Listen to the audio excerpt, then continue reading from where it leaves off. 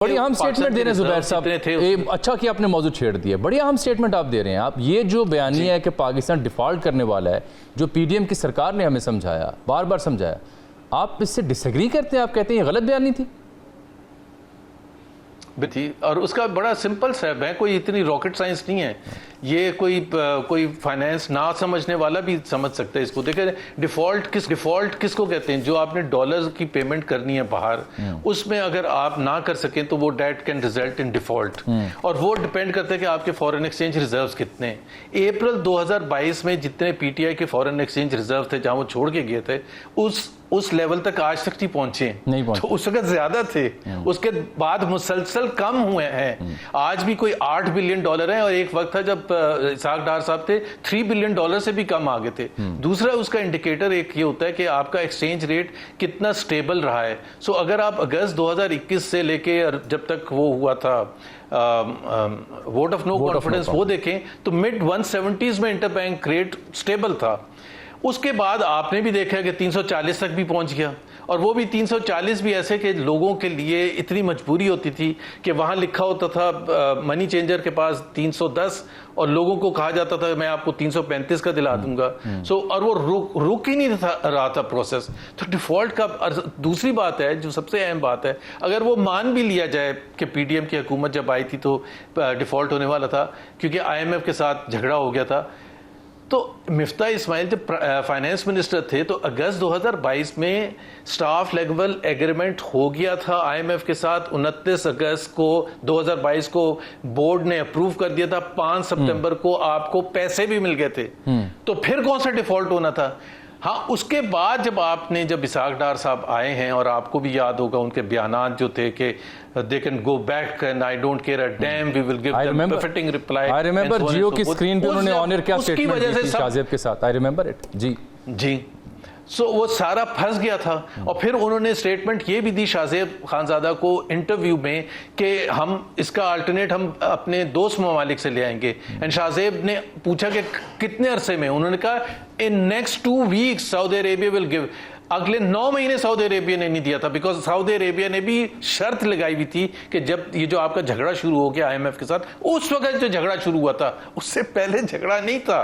तो जबरदस्ती आपने कहना शुरू कर दिया कि महंगाई 35% 38% होगी, तो आपने कहा जी हम तो रियासत को बचाने आए हैं, हम तो डिफॉल्ट बचाने आए। भाई आपने महंगाई करने के लिए नहीं आए थे। थोड़ा टाइम भी कम है, मुख्तसर जरा बताएं मुझे कि अब 24वां जो हमारा अवार्ड है वो आईएमएफ के साथ होने जा रहा है। हर बार जब नया उनके साथ एग्रीमेंट होता है नई शराइत आती हैं, ये 24वें की जरूरत क्यों आई? नई से नई शायद क्यों आती हैं?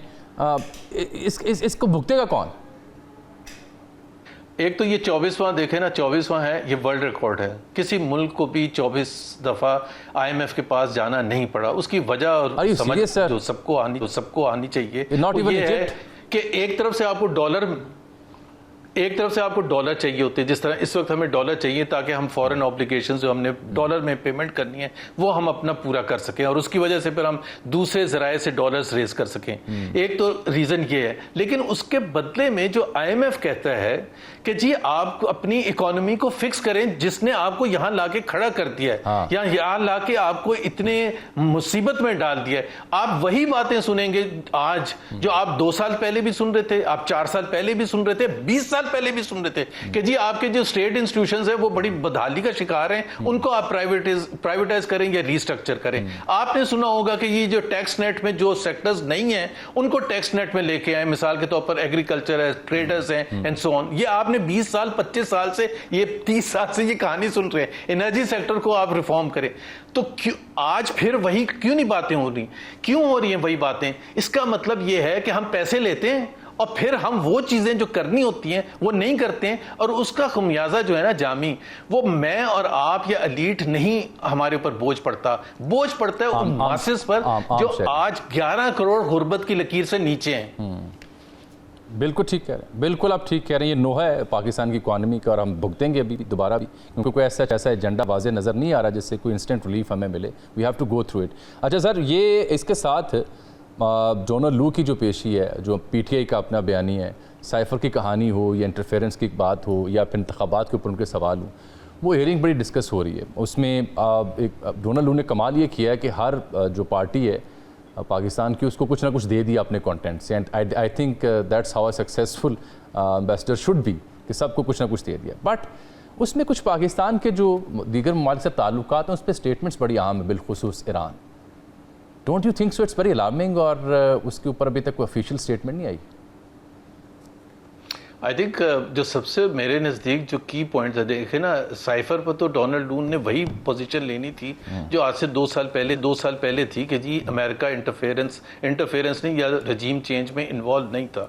उसको तो इंटरफेरेंस सब ने एक्सेप्ट किया था, मिलिट्री लीडरशिप ने भी किया था उस वक्त की, सब ने किया था। और इसी वजह से डिमांड किया गया था कि आप उस हद तक नहीं जा सकते as a foreign country telling us कि जी आपको क्या चीज़ पसंद है या नहीं है।